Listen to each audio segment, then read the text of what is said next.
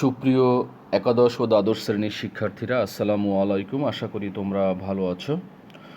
উৎপাদন ব্যবস্থাপনা ও বিপণন প্রথম পত্র অধ্যায় 5 উৎপাদন ব্যবস্থাপনা, এই অধ্যায়ের 2 নম্বর লেকচারে তোমাদেরকে স্বাগতম জানাচ্ছি। প্রিয় শিক্ষার্থী, ইতিপূর্বে এই অধ্যায়ের আরও একটি লেকচার সম্পন্ন হয়েছে। আশা করি তোমরা সেই লেকচারগুলো ভালোভাবে প্র্যাকটিস করেছো। প্রিয় শিক্ষার্থী, আমরা আজকের লেকচারের যে আলোচ্য বিষয় আছে সেখানে চলে যাচ্ছি। আজকের লেকচারে আমরা আলোচনা করব পণ্যের শ্রেণীবিভাগ এবং ভোগ্যপণ্য। পণ্যের শ্রেণীবিভাগ প্রথমে ওভারঅল আলোচনা করব, তারপরে সেখান থেকে ভোগ্যপণ্য নিয়ে আমরা আজকে আলোচনা করব। প্রিয় শিক্ষার্থী, আজকের আলোচনায় যাওয়ার আগে আমরা গত লেকচারে যে বিষয়গুলো নিয়ে আলোচনা করেছিলাম, চলো তোমাদেরকে একটু মনে করিয়ে দিচ্ছি।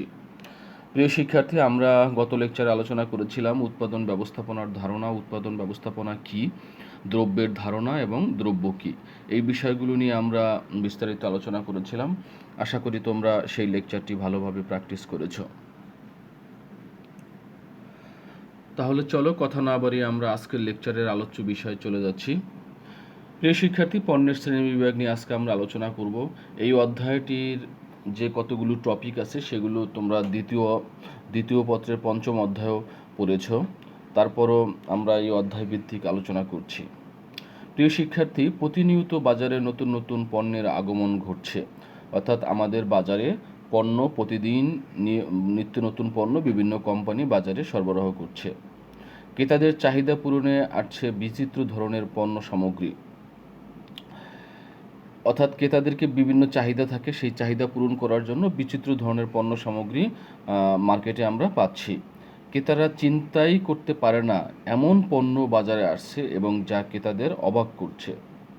সব পণ্যই স্বতন্ত্র বৈশিষ্ট্য সম্পন্ন, যা ক্রেতাকে আলাদা আলাদাভাবে তৃপ্ত করে। প্রিয় শিক্ষার্থী, ক্রেতা সাধারণের পণ্য কেনার বৈশিষ্ট্যের ভিত্তিতে বিপণন বিশেষজ্ঞগণ পণ্যকে প্রাথমিকভাবে দুটো শ্রেণীতে ভাগ করেছে। এগুলো হচ্ছে, একটা হচ্ছে ভোগ্যপণ্য আর একটা হচ্ছে শিল্পপণ্য। একটা হচ্ছে ভোগ্যপণ্য আর একটা হচ্ছে শিল্পপণ্য, যা শ্রেণীভিত্তিক আমরা এখন আলোচনা করব। প্রিয় শিক্ষার্থী, আমরা প্রথমে আলোচনা করব ভোগ্যপণ্য নিয়ে। ভোগ্যপণ্য কি? ভোগ্যপণ্য হচ্ছে ওই সকল পণ্য যেগুলো ক্রেতারা নিজের ব্যক্তিগত এবং পারিবারিক ব্যবহারের জন্য পণ্য কিনে। তার মানে মানুষ যখন তার ব্যক্তিগত এবং পারিবারিক ব্যবহার করার জন্য কোনো পণ্য কিনে, ওই সকল পণ্যকে আমরা ভোগ্যপণ্য হিসাবে বলতে পারি। যদি আমরা বলি, আব্দুল আলী সর্দার সংসারের কর্তা হিসাবে ঈদুল ফিতর উপলক্ষে তার নিজের জন্য একটি পাঞ্জাবি এবং পরিবারের অন্য সদস্যদের জন্য প্রয়োজনীয় জামা কাপড় কিনলেন। তাহলে আব্দুল আলী সাহেব উনি কী করলেন? স্ত্রীর জন্য, পরিবারের জন্য জামা কাপড় এবং নিজের জন্য একটি পাঞ্জাবি কিনলেন। এই যে উনি যে কেনাকাটা করলেন, এটা হলো নিজের এবং পরিবারের জন্য। তো নিজের এবং পরিবারের জন্য যে কেনাকাটা করা হয় সেটাকে বলা হয় ভোগ্যপণ্য, অর্থাৎ উনি ভোগ্যপণ্যের কেনাকাটা করলেন। আশা করি তোমরা ভোগ্যপণ্য সম্পর্কে বিষয়টা বুঝতে পেরেছ। প্রিয় শিক্ষার্থী, ভোগ্যপণ্যের শ্রেণীবিভাগ তোমরা দেখতে পাচ্ছ। ভোগ্যপণ্য প্রধানত 4 প্রকার। একটা হচ্ছে সুবিধা পণ্য, আর একটা হচ্ছে শপিং পণ্য, বিশিষ্ট পণ্য এবং অযাচিত পণ্য। এই সুবিধা পণ্য আবার হচ্ছে 4 প্রকার। একটা হচ্ছে প্রধান পণ্য, লোভনীয় পণ্য, জরুরি পণ্য, গৃহে সরবরাহকৃত পণ্য। শপিং পণ্য হচ্ছে 2 প্রকার। একটা হচ্ছে শৌখিন পণ্য আর একটা হচ্ছে সেবা পণ্য। আর অযাচিত পণ্য 2 প্রকার। একটা হচ্ছে নতুন অযাচিত পণ্য আর একটা হচ্ছে নিয়মিত অযাচিত পণ্য। প্রিয় শিক্ষার্থী, এই হচ্ছে ভোগ্যপণ্যের শ্রেণীবিভাগ। আমরা এই ভোগ্যপণ্যের শ্রেণীবিভাগ নিয়ে বিস্তারিত এখন আলোচনা করব। ভোগ্যপণ্যের প্রথম যেটা আছে সেটা হচ্ছে সুবিধা পণ্য, অর্থাৎ যে সকল পণ্য ভোক্তারা অপেক্ষাকৃত কম সময় ব্যয় করে কাছের কোনো স্থান থেকে সহজে তাৎক্ষণিকভাবে কিনতে পারে, তাদেরকে সুবিধা পণ্য বলা হয়। তার মানে আমরা সুবিধা পণ্যের, প্রিয় শিক্ষার্থী, আমরা সুবিধা পণ্যের সংজ্ঞা পেয়ে গেলাম। সুবিধা পণ্যের সংজ্ঞাটা কি? দেখো, এখানে বলা আছে যে যেসব পণ্য ক্রেতারা অপেক্ষাকৃত কম সময় ব্যয় করে, অর্থাৎ যেই পণ্য কিনতে কম সময় ব্যয় হয় এবং কাছের যে কোনো স্থান থেকে আমরা পণ্য কিনতে পারি এবং তাৎক্ষণিকভাবে যে কোনো মুহূর্তে চাইলেই আমরা কিনতে পারি, সেই ধরনের পণ্যকে বলা হয় সুবিধা পণ্য।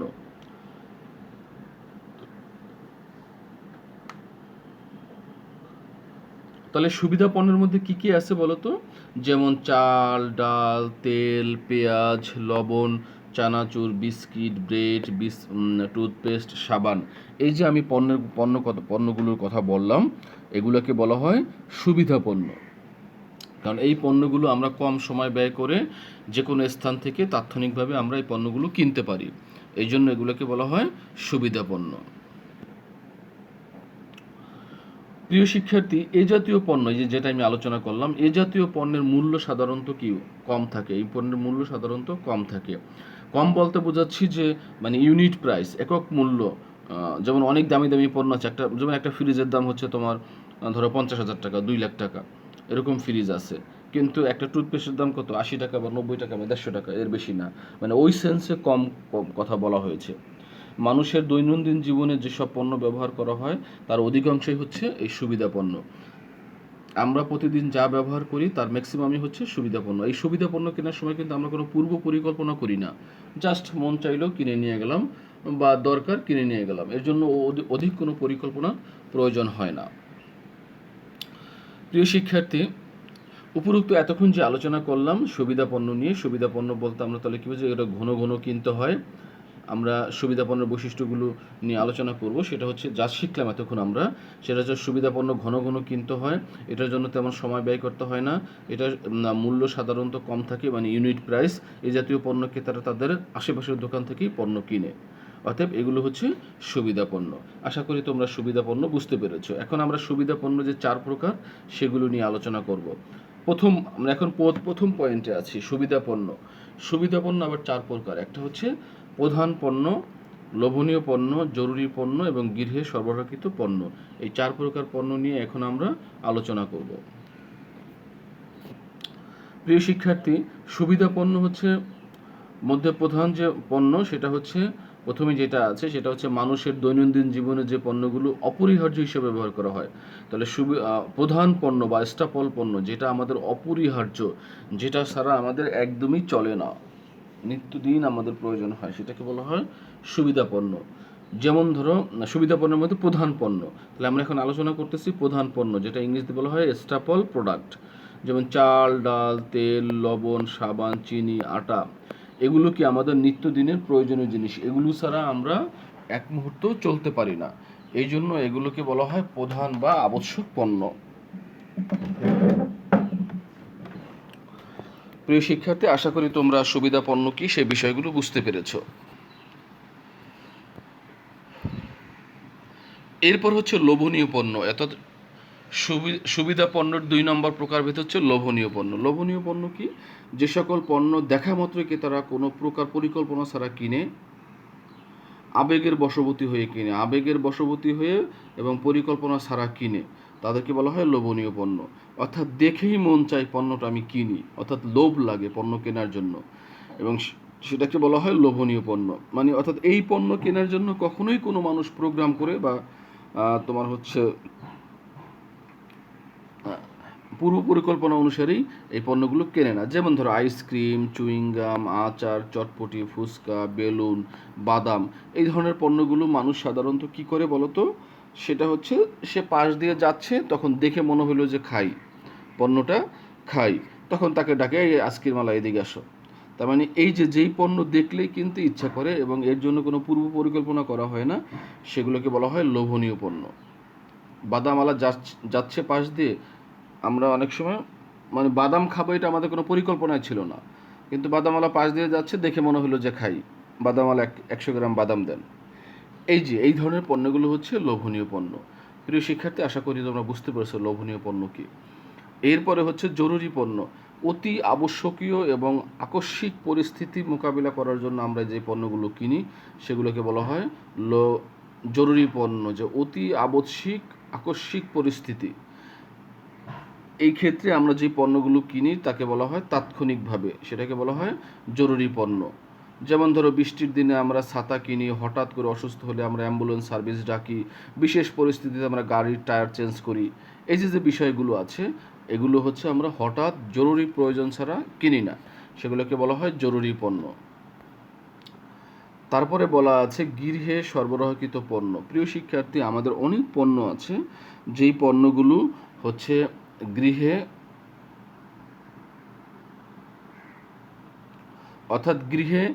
ভোক্তাদের ঘরে ঘরে পৌঁছে দেওয়া হয়, সেগুলোকে বলা হয় গৃহে সরবরাহকৃত পণ্য। এক্ষেত্রে বিক্রেতারা প্রয়োজনীয় পণ্যগুলো ক্রেতাদের ঘরে পৌঁছানোর ব্যবস্থা করে থাকে। এই পণ্যগুলো কি কি? যেমন ধরো যে দুধ, শাকসবজি, সংবাদপত্র, ডিম, মাছ, মুরগি, এই পণ্যগুলো কিন্তু ফেরি করে, হকারি করে বিভিন্ন বিক্রেতা মানুষের ঘরে ঘরে গিয়ে, বাসার সামনে গিয়ে এই পণ্যগুলো বিক্রি করে। এগুলোকে বলা হয় এই জন্য গৃহে সরবরাহকৃত পণ্য। প্রিয় শিক্ষার্থী, আশা করি তোমরা বুঝতে পারছো। এরপর আমরা আলোচনা করব শপিং পণ্য নিয়ে, অর্থাৎ সুবিধা পণ্য। সুবিধা পণ্যের পরে আমরা 2 নম্বর যে প্রকারভেদ, সেটা হচ্ছে শপিং পণ্য। শপিং পণ্য নিয়ে আমরা এখন আলোচনা করব। শপিং পণ্যের মধ্যে যেটা আছে যে ভোগ্য পণ্য ক্রেতারা পূর্ব পরিকল্পনা অনুযায়ী অনেক সময় নিয়ে বিভিন্ন দোকানে ঘুরে ঘুরে কিনে, তাকে বলা হয় শপিং পণ্য। তাহলে দেখো, আমরা এর আগে যেই পণ্য নিয়ে আলোচনা করলাম, সেখানে বলা হয়েছিল এর জন্য কোনো পূর্ব পরিকল্পনা করা হয় না, কিন্তু শপিং পণ্যের জন্য পূর্ব পরিকল্পনা করা হয়। দোকান ঘুরে ঘুরে মানুষ সময় নিয়ে এই পণ্য কিনে, এই ধরনের পণ্যকে বলা হয় শপিং পণ্য। এই ধরনের পণ্য সাধারণত মানুষ ঘন ঘন কিনে না। যেমন আমরা টিভি কি ঘন ঘন কিনি? মাসে মাসে কিনি না। ফ্রিজ কি আমরা মাসে মাসে কিনি না। তাহলে এগুলোকে বলা হয় শপিং পণ্য। বিভিন্ন উৎসব আয়োজনে সাধারণত মানুষ এই পণ্যগুলো কিনে থাকে। এর একক মূল্য তুলনামূলকভাবে বেশি। যেমন ওই যে বললাম, যেমন এখানে বলা আছে পোশাক পরিচ্ছদ, গাড়ি, টেলিভিশন, ফ্রিজ, অলংকার, এই জাতীয় পণ্যকে বলা হয় শপিং পণ্য। এই শপিং পণ্যগুলো মানুষ পূর্ব পরিকল্পনা করে কিনে থাকে, অর্থাৎ কেনার আগে তারা অনেক চিন্তা করে কোন কালারের কিনবে, কোন সাইজের কিনবে, কতটুকু কিনবে, কবে কিনবে, কোন বছর কিনবে, কোন মাসে কিনবে, এগুলো আগে পরিকল্পনা করে। এই জন্য এগুলোকে বলা হয় শপিং পণ্য। প্রিয় শিক্ষার্থী, উপরোক্ত আলোচনা থেকে আমরা বুঝলাম যে শপিং পণ্য হচ্ছে যেটা পরিকল্পনা করে কেনা হয়, ঘন ঘন কেনা হয় না, বেশি সময় নিয়ে কিনে। এই বিষয়গুলো আমরা শিখলাম। প্রিয় শিক্ষার্থী, এই যে শপিং পণ্যের কথা বললাম, ঘন ঘন কিনে, সময় নিয়ে কিনে, পরিকল্পনা করে কিনে, এই ধরনের পণ্য হচ্ছে 2 প্রকার। একটা হচ্ছে ফ্যাশনের জন্য কিনে, আর একটা হচ্ছে মানুষ সেবার জন্য কিনে। তার মানে একটা হচ্ছে মানুষ ফ্যাশন করার জন্য কিনে, ফ্যাশনের জন্য অ্যাকচুয়ালি ফ্যাশনকে উদ্দেশ্য করেই কিনে, আর একটা হচ্ছে সেবার জন্য কিনে। তো ফ্যাশন করে যেগুলো কিনে সেগুলো কি, যেসব শপিং পণ্য শখের বশবর্তী হয়ে মানুষ কিনে, সেগুলোকে বলা হয় শপিং পণ্য। যেমন ধরো আসবাবপত্র, গয়না, টাই, ঘড়ি, এগুলো মানুষ সাধারণত ঘরের মধ্যে ফ্যাশন করার জন্য, সৌন্দর্য বর্ধনের জন্য এবং অ্যাকচুয়ালি এই উদ্দেশ্য করেই এগুলো কিনে থাকে। এগুলোকে বলা হয় শপিং পণ্যের মধ্যে ফ্যাশন পণ্য। আর আরেকটা হচ্ছে মানুষ সেবা পাওয়ার জন্য কিনে, বিভিন্ন উপকার পাওয়ার জন্য কিনে। সেগুলো হচ্ছে কি, দেখো, যেমন টিভি, ফ্রিজ, এয়ার কন্ডিশন, এগুলো হচ্ছে মানুষ সার্ভিস বা সেবা পাওয়ার জন্য কিনে। এই জন্য এগুলোকে বলা হয় সেবা পণ্য। প্রিয় শিক্ষার্থী, আমাদের ভোগ্য পণ্যের যে 3 নম্বর প্রকারভেদ, সেটার নাম হচ্ছে বিশিষ্ট পণ্য। তাহলে বিশিষ্ট পণ্য কি? যে বিশেষ বৈশিষ্ট্য সম্পন্ন এবং আকর্ষণীয় উন্নত প্রযুক্তির পণ্যকে বলা হয় বিশিষ্ট পণ্য। অর্থাৎ এই পণ্যগুলো বিশেষ বৈশিষ্ট্য থাকে, এগুলো অনেক আকর্ষণীয় থাকে এবং উন্নত প্রযুক্তি ব্যবহার করে এই পণ্যগুলো তৈরি করা হয়। এই পণ্যগুলোকে বলা হয় বিশিষ্ট পণ্য। অর্থাৎ বিশেষ প্রয়োজনে মানুষ এই পণ্যগুলো কিনে। এই পণ্যগুলো কি হতে পারে? যেমন laptop, one man show, perfume, এগুলো হচ্ছে তোমার বিশেষ পণ্যের উদাহরণ।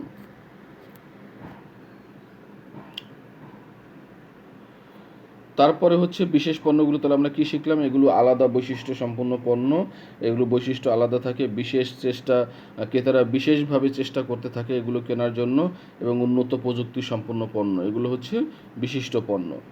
প্রিয় শিক্ষার্থী, এখন আমরা আলোচনা করব অযাচিত পণ্য। যেসব ভোগ্য পণ্য সম্পর্কে ক্রেতাদের ধারণা থাকে না। তাহলে দেখো, অযাচিত পণ্য কাকে বলে?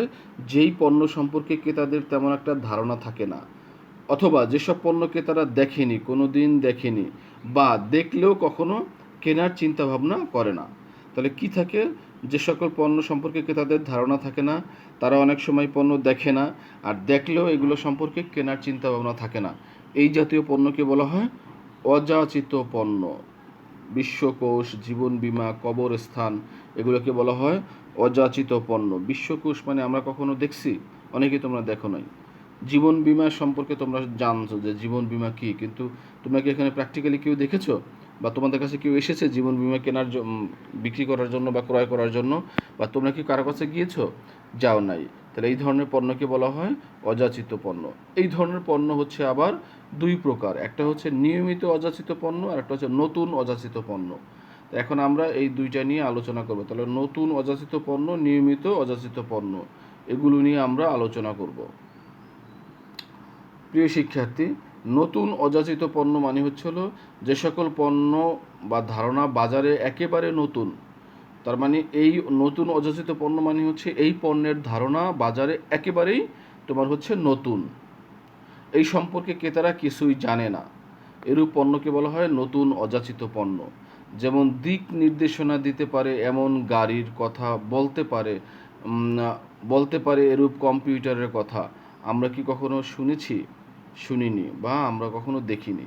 এগুলোকে বলা হয় নতুন অযাচিত পণ্য, কিন্তু এগুলো বাজারে পাওয়া যায়। আরেকটা হচ্ছে নিয়মিত অযাচিত পণ্য। নিয়মিত অযাচিত পণ্য মানে যে পণ্যগুলো বাজারে পাওয়া যায়, অর্থাৎ ক্রেতারা সম্পর্কে জানে, পণ্য সম্পর্কে ক্রেতারা জানে এবং বাজারে পাওয়া যায়, কিন্তু এগুলো মানুষ সাধারণত কেনার জন্য আগ্রহ প্রকাশ করে না, অর্থাৎ কিনতে চায় না। সেগুলোকে বলা হয় নতুন অযাচিত পণ্য। যেমন এখানে বলা আছে জীবন বীমা পলিসি, বসন্তের টিকা, এনসাইক্লোপিডিয়া, এগুলো হচ্ছে তোমার বাজারে পাওয়া যায় এবং এগুলো বাজারে আছে, এগুলো সম্পর্কে আমরা জানি কিন্তু আমরা এগুলো কিনতে চাই না। এগুলোকে বলা হয় নতুন নিয়মিত অযাচিত পণ্য, বা যেটা বাজারে নিয়মিত পাওয়া যায়। প্রিয় শিক্ষার্থী, আশা করি তোমরা আজকের লেকচারটি ভালোভাবে বুঝতে পেরেছো এবং এখান থেকে তোমরা অনেক কিছু শিখতে পেরেছো।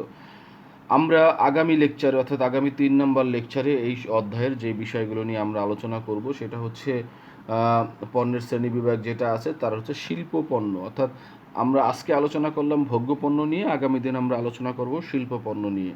আশা করি ততদিন তোমরা ভালো থাকবে এবং এই লেকচারটি ভালোভাবে প্র্যাকটিস করবে। বেস্ট অফ লাক, ভালো থেকো।